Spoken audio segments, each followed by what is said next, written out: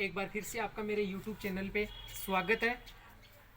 मैं आपको आज एक बहुत ही इम्पोर्टेंट क्वेश्चन कक्षा 10 के 6 के चैप्टर का एक थ्योरम है जिसको आधारभूत आनुपातिक प्रमेय बोलते हैं या जिसको थेल्स प्रमेय भी बोलते हैं। इसको मैं आज आपको प्रूव करके दिखा रहा हूँ बहुत ही इजी तरीके से। आप इसको मेरे साथ साथ नोट भी कर लेना और इसको बार बार वीडियो को देखकर इसको समझ में लेना। ये बहुत आसान तरीके से मैं आपको इसको बताना चाहता हूँ। इस थ्योरम में अपने को सबसे पहले कोई भी थ्योरम करने के लिए पहले अपने को उसका कथन उसका पता होना जरूरी होता है। जैसे कि इस थ्योरम का कथन आता है कि हमें एक त्रिभुज ABC दिया हुआ होता है, तो इसके एक समांतर खींची गई भुजा वो उसके अन्य दो भुजाओं को समान भागों में विभाजित करती है। ये विभाजित करने वाली बात अपने को इसमें पूछी जाती है। तो इसमें सबसे पहला ऐसे क्वेश्चन में सबसे पहले पॉइंट ये होता है कि अपने को सबसे पहले दिया हुआ लिखना पड़ता है। तो इस दिया हुआ में अपन क्या करेंगे, अपने को एक ट्राइंगल एक त्रिभुज ABC अपने को दिया हुआ है और इसके अंदर अपने पास एक समांतर भुजा खींची गई है। फिर ये अपने को दिया हुआ में लिखना पड़ता है। उसके बाद अपने को सिद्ध क्या करना है, अपने को सिद्ध करना है कि AD/DB और AE/EC ये इसको समान भागों में बांटती है।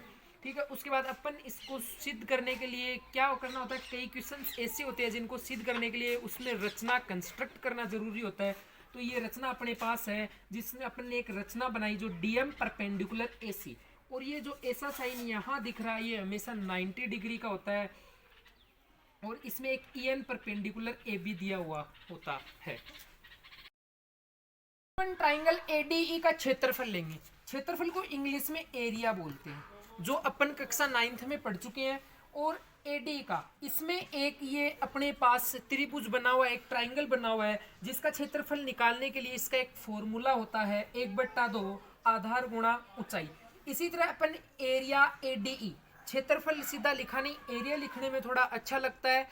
ठीक है, तो एरिया और ब्रैकेट में AD लिख देंगे तो 1/2। इसके बाद अपना जो आधार था वो AD था और अपने पास जो ऊंचाई थी वो EN थी। ठीक है, इसी तरह अपन एरिया BDE का निकाल लेंगे।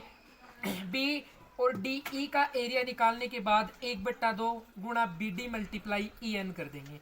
ठीक है, इसी तरह अपन एरिया AD और E का निकाल लेंगे, ADE का निकाल लेंगे 1/2 गुणा AE मल्टीप्लाई DM। और इसी तरह अपन एरिया निकाल लेंगे ट्राइंगल DEC का, जिसमें 1/2 मल्टीप्लाई EC मल्टीप्लाई DM।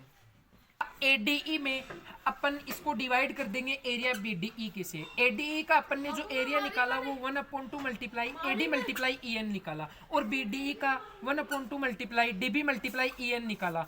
इसलिए अपन इसको काटेंगे तो या करेंगे तो अपने पास AD/DB बचेगा। इसको अपन इक्वेशन फर्स्ट दे लेंगे। इसी तरह दोनों में ADE का एरिया कॉमन है, इसलिए एक बार फिर से ADE के एरिया में एरिया DEC को वापस डिवाइड कर देंगे। इसी तरह अपने पास ये AE/EC आ जाएगा। और अपन जानते हैं कि अपने को दिया हुआ है कि एरिया BDE और एरिया DEC दोनों का जो एरिया है, जो क्षेत्रफल है वो बराबर है। इसलिए इक्वेशन 1 और इक्वेशन 1 एंड इक्वेशन 2 से अपने पास आ जाएगा AD/DB इक्वल AE/EC। ये अपने पास प्रूव हो गया लास्ट में इति सीधम। Thank you. अगर क्वेश्चन अच्छे से समझ में आया हो तो मुझे आप लाइक कमेंट और शेयर करके बताएं और ज़्यादा से ज़्यादा अपने चैनल को सब्सक्राइब करें। थैंक यू, धन्यवाद।